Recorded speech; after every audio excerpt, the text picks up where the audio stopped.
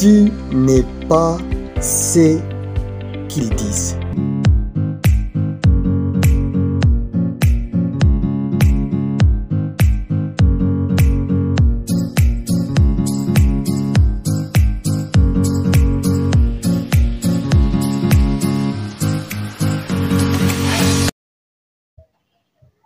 Mon ami, c'est la bonne nouvelle pour toi aujourd'hui. Tu n'es pas ce qu'ils disent. Nous vivons au milieu des gens qui nous collent des noms. Certainement, tu es déjà dans une société où tu as déjà un nom que soit tu connais, soit tu ne connais pas. Je préfère ne pas l'appeler nom, mais j'aimerais l'appeler surnom. Soit, si ce n'est pas un surnom, c'est une insulte à ta personne. À certains, on a dit « idiot, quel idiot !» Écoute, tu ne l'es pas. Imbécile, tu ne l'es pas. Quel pauvre type, tu ne l'es pas. On t'a qualifié de prostituée, tu ne l'es pas non plus. Voleur, tu ne l'es pas. Impoli, pauvre, vaurien, tu ne l'es pas. Laisse-moi te dire ceci. Peut-être je n'ai même pas dit ce nom-là, ces qualificatifs qu'on t'a collé. Tu as de la chance d'avoir écouté ça. Ma question pour toi est, qu'est-ce que tu dis de toi-même? Cette question-là a sa jumelle qui est, pourquoi ils disent que tu es tout ça? Pourquoi? Il y a aussi une autre question à côté. Est-ce que tu n'appelles pas les autres par de tels qualificatifs? Écoute, élu de Dieu, toi que Dieu a choisi pour écouter ce message. Ne commets pas l'erreur de mettre un point sur la vie de quelqu'un. Ne commets pas non plus l'erreur de mettre un point sur ta propre vie. Tant que tu es vivant, tant que ton ami est vivant, il y a de l'espoir pour lui et pour toi de réécrire l'histoire. Il y a de ces gens qui ont déjà accepté carrément tous ces noms bizarres qu'on leur colle. Ils disent, eh bien, comme vous dites que je suis prostituée, je vais maintenant me prostituer. Comme vous dites que je suis voleur, je ne veux pas vous prouver 1001 fois que je ne suis pas voleur. Alors je vais chaque fois voler pour confirmer ce que vous dites.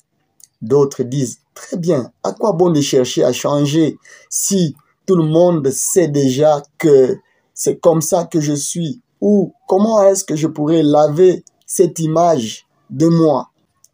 Ne donne pas de la place dans ton cœur aux paroles négatives que d'autres personnes prononcent sur toi. Si ces paroles sont justes par rapport à la vie que tu es en train de mener, eh bien, questionne-toi encore. Jusqu'à quand tu vas supporter ces noms-là? Es-tu fier de ces noms? Ou n'y a-t-il pas moyen de changer cela? Moi, je crois que ça peut changer. Hier, tu es parti au lit. Tu t'es réveillé aujourd'hui. Je te rappelle, tu n'as pas choisi de te réveiller. Dieu t'a laissé le souffle. Il t'a donné ce souffle.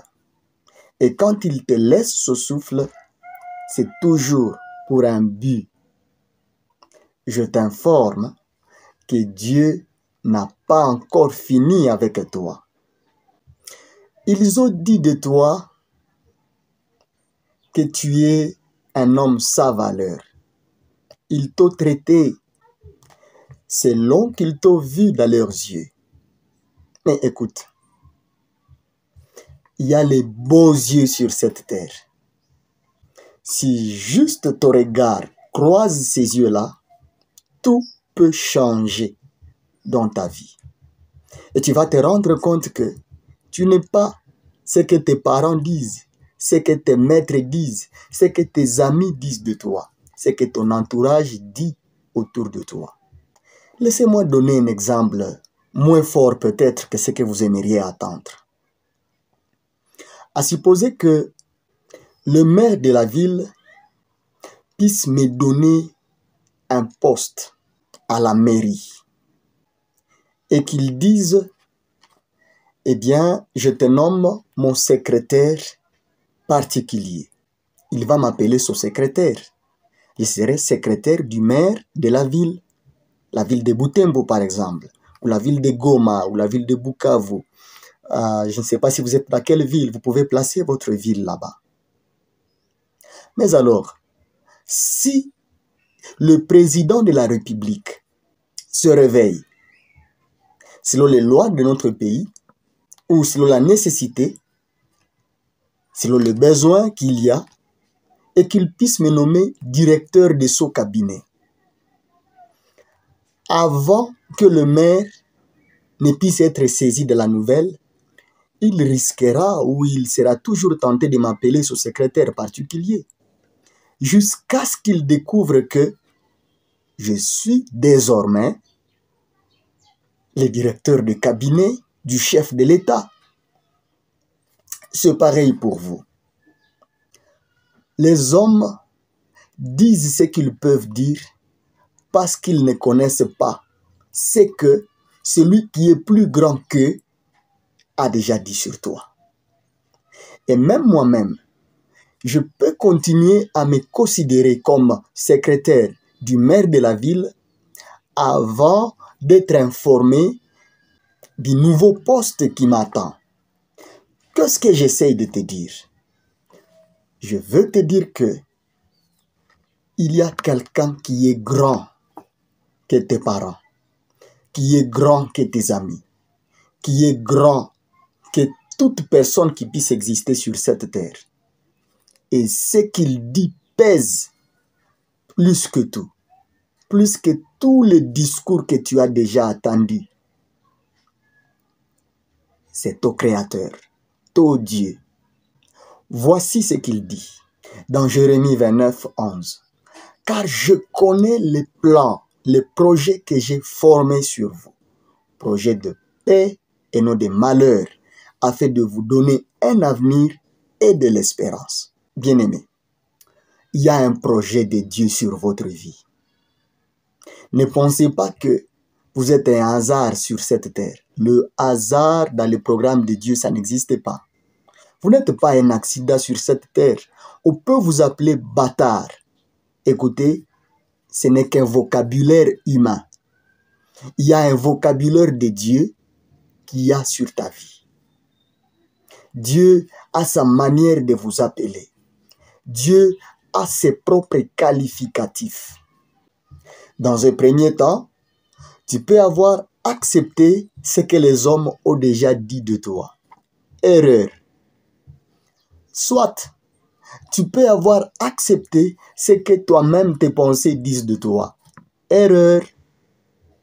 Ni toi, dans tes pensées de petitesse, ni ton environnement ou ton entourage, dans les dires ici de la perception physique, vous n'avez pas raison. Tous, vous n'avez pas raison. Il a raison, le Créateur, qui connaît ce qu'il a formé comme projet sur ta vie. C'est l'unique qui a raison. Les gens peuvent vous rejeter aujourd'hui. Ils peuvent dire n'importe quoi sur vous. Ils peuvent même vous abandonner. Et je vous dis vrai, vous n'êtes pas ce qu'ils disent. Ils n'ont pas les derniers mots. Non. Ils n'ont pas les derniers mots sur ta vie. Je m'adresse à toi particulièrement. Ils n'ont pas le dernier mot sur ta vie. Voilà pourquoi j'aime l'Éternel. Il dit ceci, dans Jérémie 33, le verset 3, « Évoque-moi, et je te répondrai. Je te montrerai des choses cachées que tu ne connais pas. » Certaines personnes ne connaissent pas ce que Dieu dit d'eux.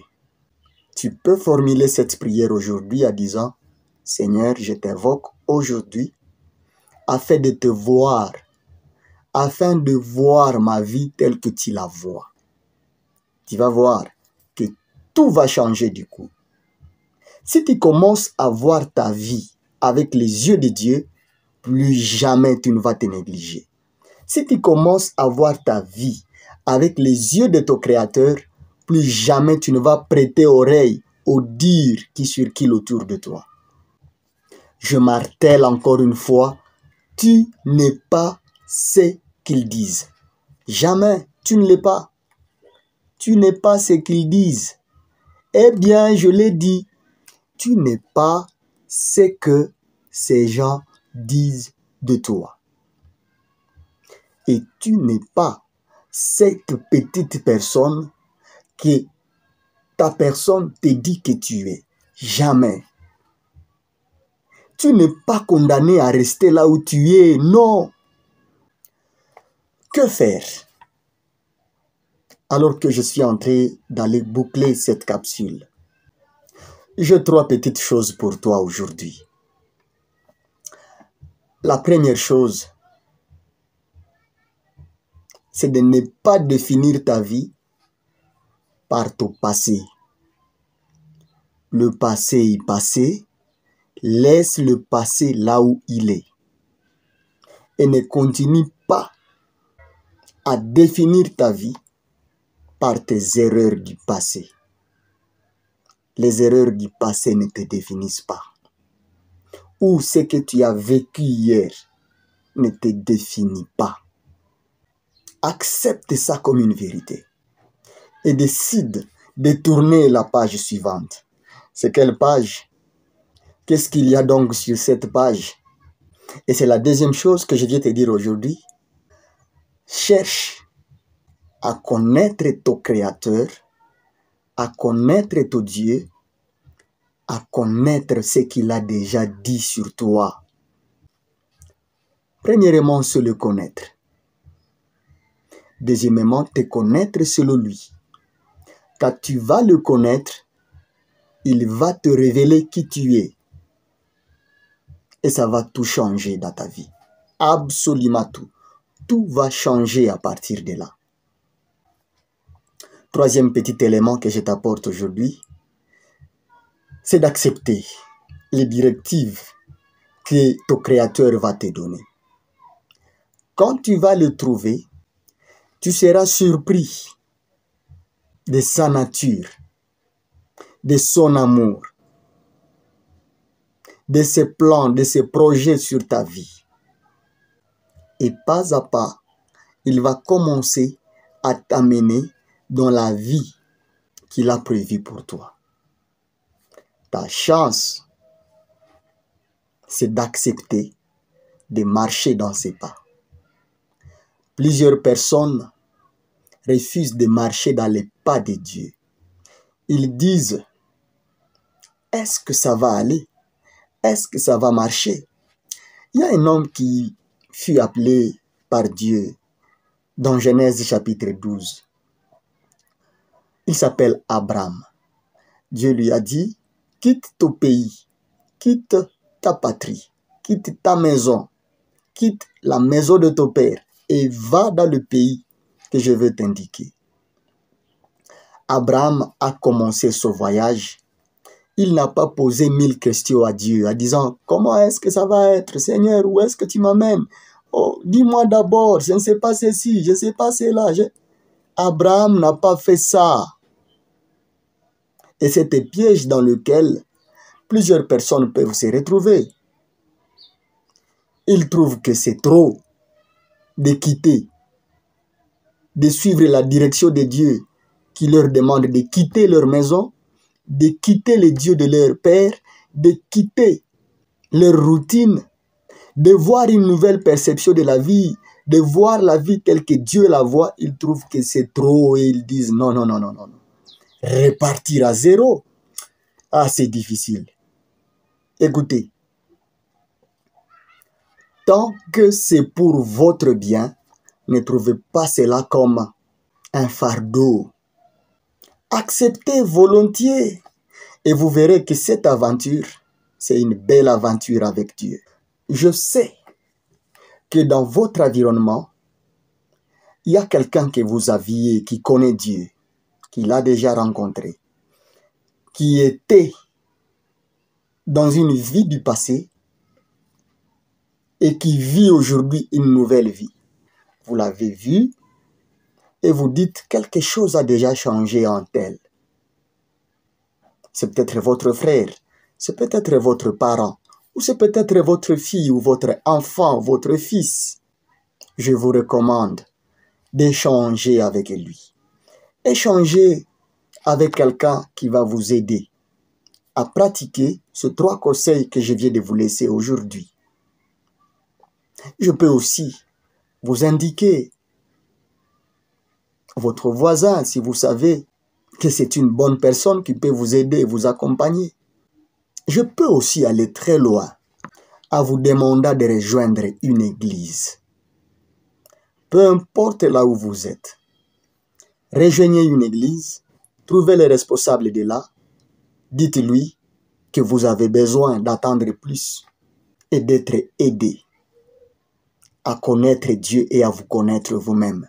Vous verrez que les lignes vont bouger. Vous allez commencer un voyage que vous ne regretterez jamais.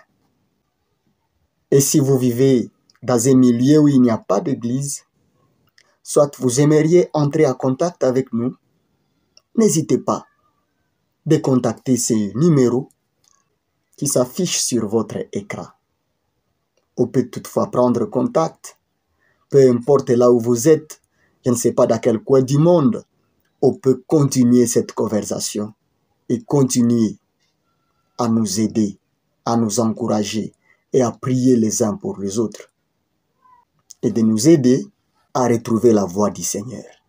Ma prière pour vous est que le Saint-Esprit vous aide à pratiquer ce message et qu'il restaure le calme intérieur à vous, qu'il vous vide de tout ce qui est négatif, de tout ce qui n'est pas de lui, qu'il vous guide à retrouver le chemin, le seul chemin. Vous y arriverez, je sais, et je vous promets que vous ne le regretterez jamais. Dieu soit avec vous et qu'il vous bénisse. Amen.